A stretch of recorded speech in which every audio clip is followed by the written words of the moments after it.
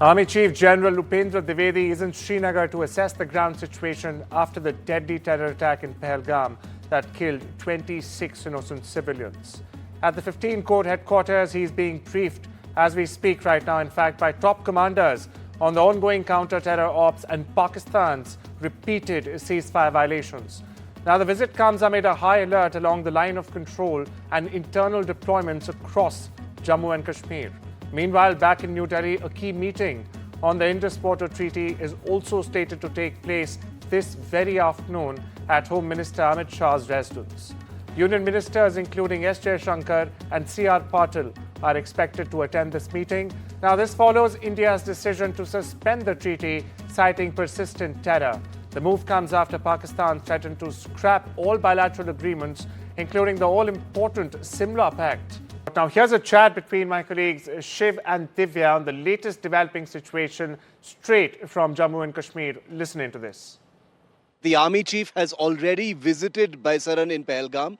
We can confirm that now to all of our viewers, that he first visited Baisaran. He's taken stock of the situation personally, firsthand, so we can break that on our screen right now.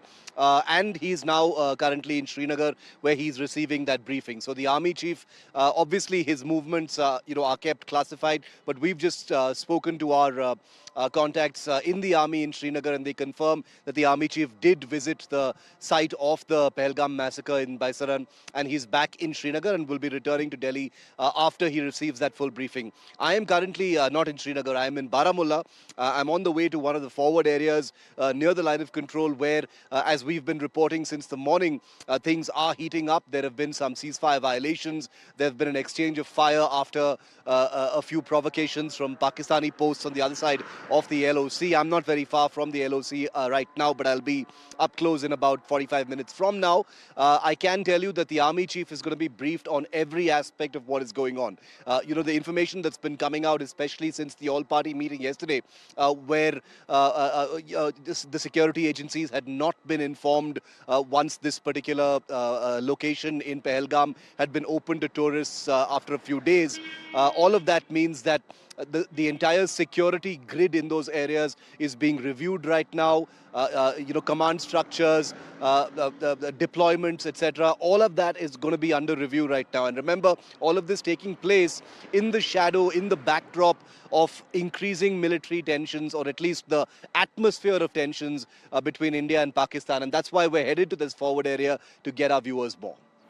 Right, Shiv, this really comes about at a time when the United Nations has gone on to say, while they're condemning that terror attack that occurred in Pahalgam, which killed a large number of civilians, but they're also appealing to both the government of Pakistan and India to exercise maximum restraint and to ensure that the situation and the development that we have seen does not deteriorate, does not escalate any further. That is something that the United Nations is also putting out in a very loud and clear message. But of course, Pakistan there continuing, because we did see there was firing that took place late last night. So of course, security has been beefed up in the area, but a lot of concern regarding the safety and security of the area.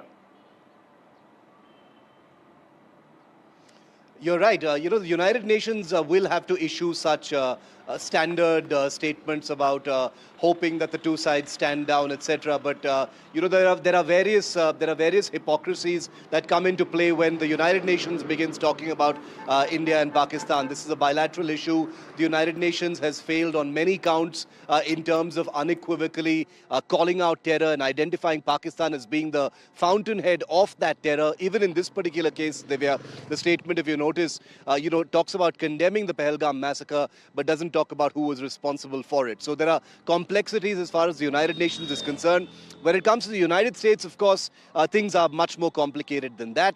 But even there, the Trump administration has made its stand, I think, amply clear that it stands with India on this. The way things are going forward, all of that international support is going to be seen by the security agencies and the establishment here in India as a kind of validation and a window, perhaps, for whatever big decisive action is going to come next. And one of the reasons I'm in Baramulla right now and headed towards those forward areas is to get a ground sense of what the mood is.